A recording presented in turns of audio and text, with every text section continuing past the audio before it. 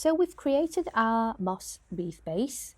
That's a mixture of hemp and moss on a wire frame. Please see previous video on that if you don't know how to make that. I have done a video already to show you.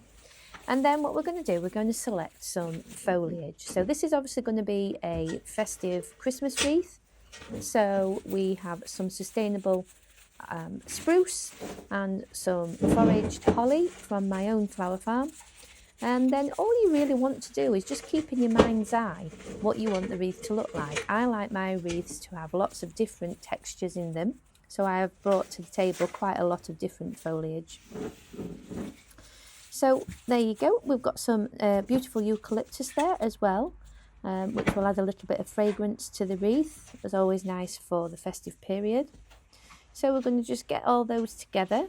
There's a bit of conifer, quite an easy one to source is conifer, so that always looks good within the wreath. So if you can see there, I've already got some of the foliage onto the wreath base for you to show you what we're going to do. And here I am using wire. Now the only reason I'm using wire is because I have got a lot of this to use up, but you could also use twine, which is more compostable and more sustainable. Either one works really well. But in this case, I'm going to use the wire. That's just another type of twine, and that is a British make called Nutsine, which I stock in my shop as well. So you could also use that. But whatever you've got to hand.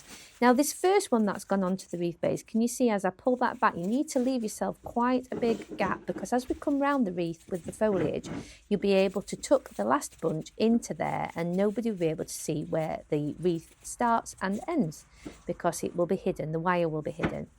So I always like to start my wreaths with some spruce.